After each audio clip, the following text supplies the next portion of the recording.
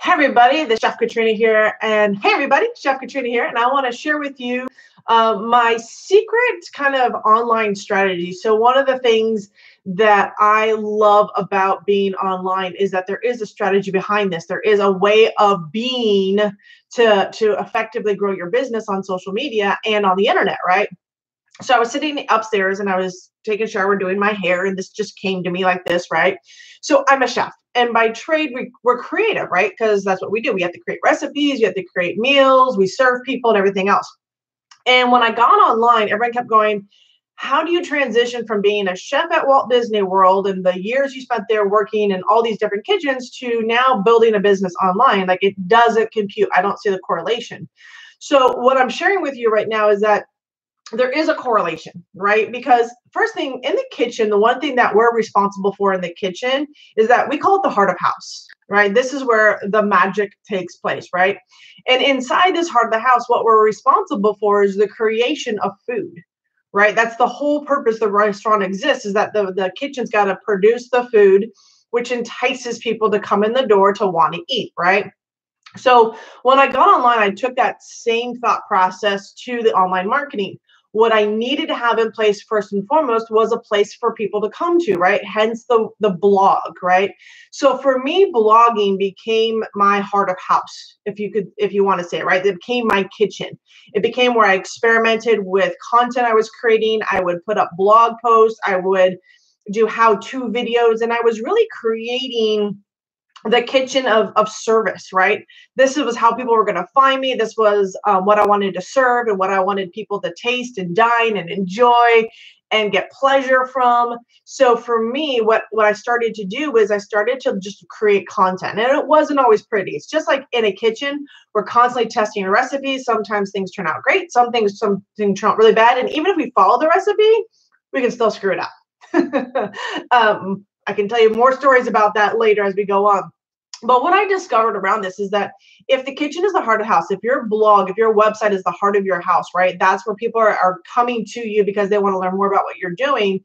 This is where you want to get in the habit of creating content. It can be in the form of video. It can be in the form of written content. It can be in the form of a podcast, right? So there's multiple ways to distribute content out there for people to discover what you're up to, whether it's a network marketing business, whether it's home-based business, whether it's something that's going on a big a big company. Content allows for people to discover what you're really up to and what you're about, right? So it's important that you kind of have a home base. And that is why I started teaching and training blogging years ago, because I recognized that that's the heart of the house. That's the kitchen. What social media are the waiters, right? So the social media is the wait staff. And the whole purpose of the wait staff is to deliver your food out to the guests, right? So YouTube, it's a great waiter, right? Or waitress, or server. Their whole point is to go and serve out this content for it to be discovered and found, right? So I have a responsibility when I give you my menu, when you come to my blog, I'm responsible for telling you what's on the menu, right? What I'm going to be talking about, what I'm responsible for, and that's your about page, right? So the menu is about page. And so what are you about? What are you going to be sharing? What are you going to be developing? What are you going to be creating for people, right? And then the content is the fulfillment of that menu. And then your servers are going to go out there and hand out that information, right? So you would definitely want to make sure you're on YouTube. If you're doing video, you want people to be able to discover and find you, right?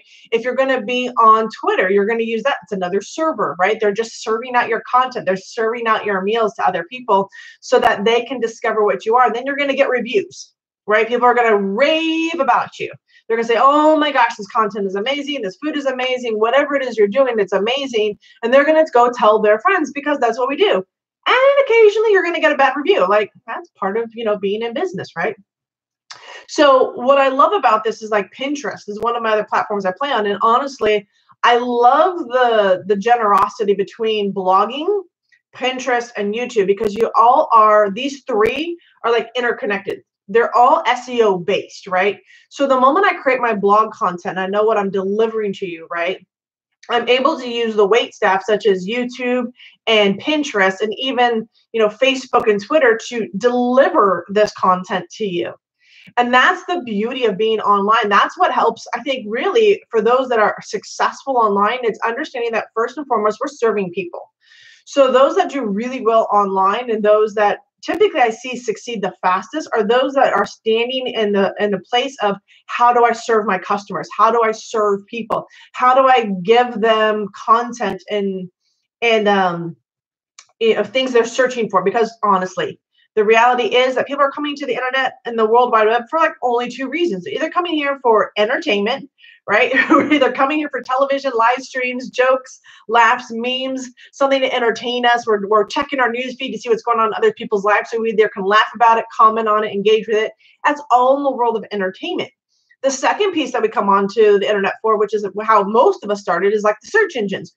So we're coming here to do research. We're going here for education, right? So what does it look like to educate people? Because they're coming here searching for specific stuff. And sometimes they don't know what they're looking for, but they're going to go on and type in things like, tell me the nearest restaurant, or tell me the nearest blogger, or tell me the nearest health food store, right?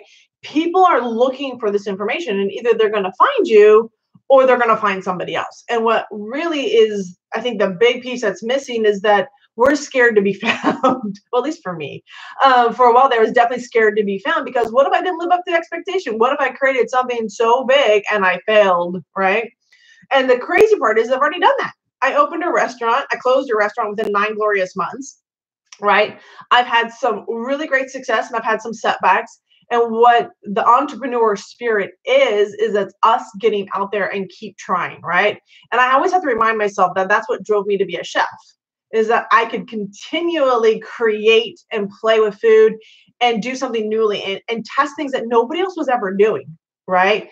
That to me was what being online is about, especially as a marketer. So in the world of building a business online, the one thing you have to remember is that it all begins with the heart of your house. What do you stand for? And the best place you can create that is through a blog. And if you're looking for blog training, just jump down in the description. I'll leave my link for my blogging course, because you have a rare opportunity to start jumping in. And you may not know what you want to call yourself. You may screw up your blog. Trust me, I screwed up, I think, 5 to 6 different blogs in my day. But it's muscle memory, right? The more you do something, the better you get at it. So don't beat yourself up for not being perfect in the beginning. Give yourself the grace to know that this is part of your journey. This is part of your path to creating what you really want in your business, right?